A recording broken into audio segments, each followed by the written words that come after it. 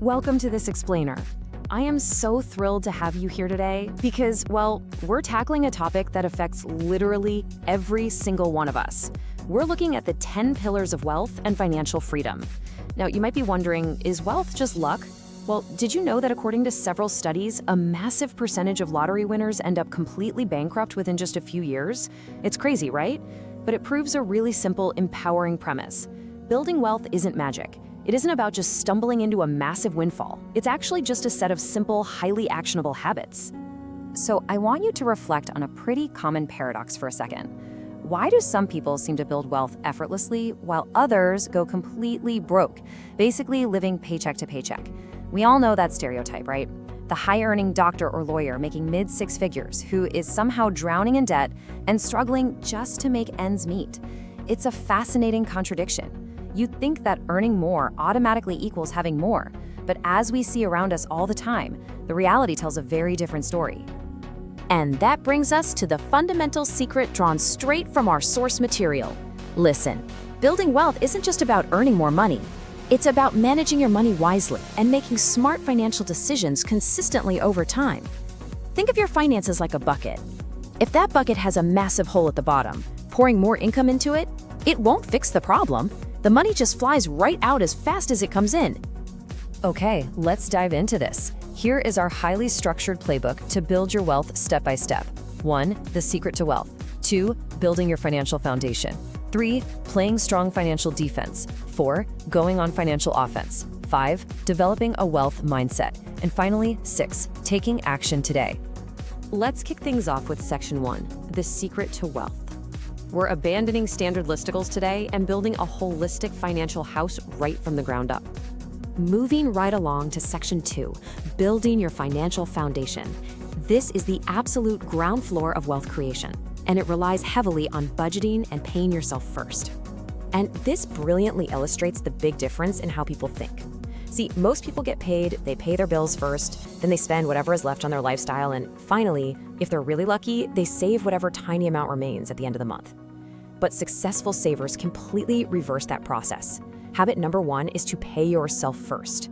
The wealthy mindset dictates that the very moment you receive your income, you automatically move a portion of it into savings or investments.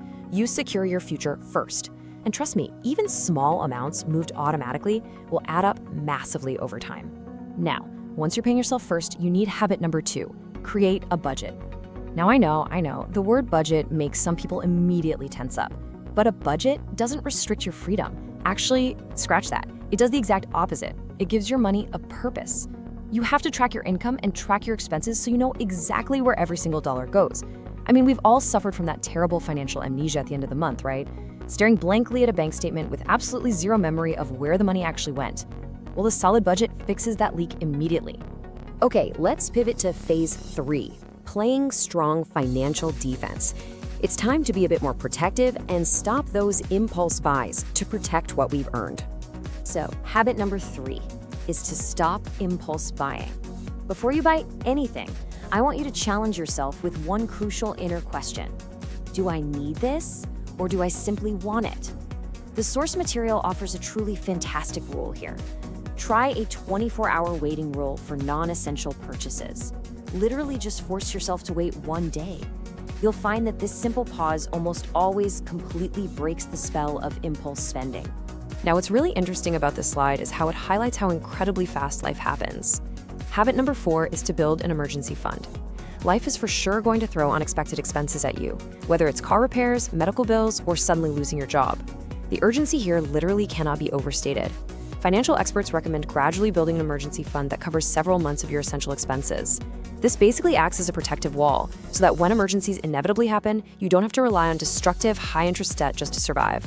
And speaking of debt, habit number 6, which perfectly rounds out our defensive strategy, is to avoid high-interest debt.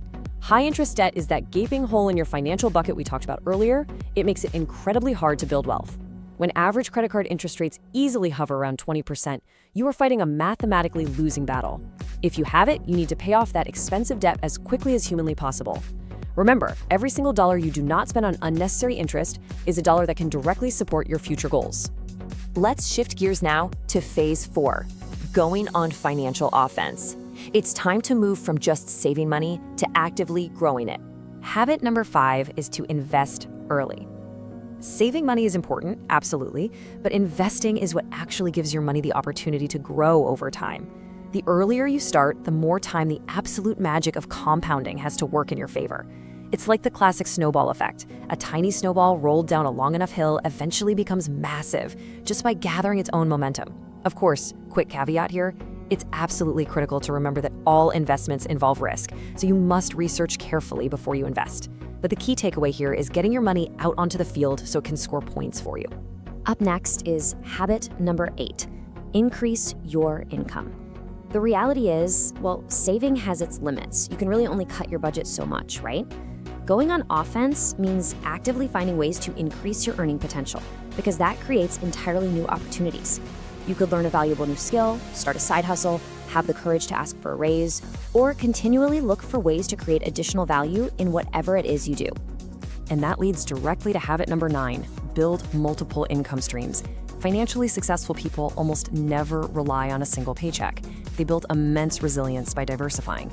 That might look like dividend investments, bringing in rental income, doing some freelancing on the side, starting a YouTube channel, or creating digital products.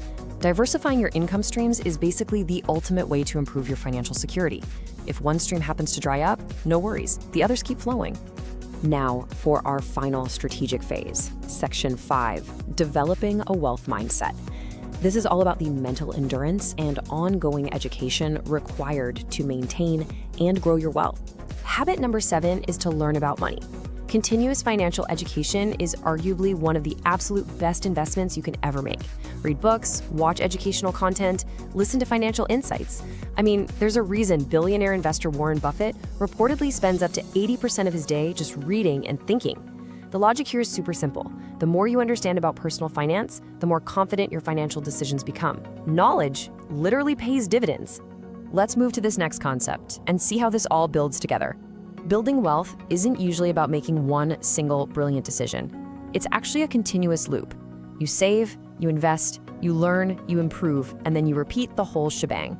Small, seemingly ordinary habits practiced consistently over time are exactly what lead to massive, meaningful, long-term results.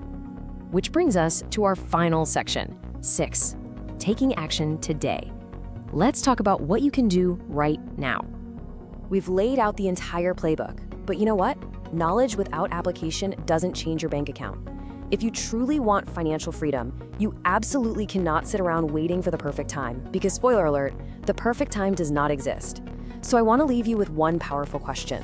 Which habit will you start today? Choose just one habit from this explainer and commit to putting it into action immediately, because your future wealth is built entirely by the choices you make today. Thank you so much for joining me to explore these core pillars of financial freedom. Stay curious, stay disciplined, and I will see you in our next explainer.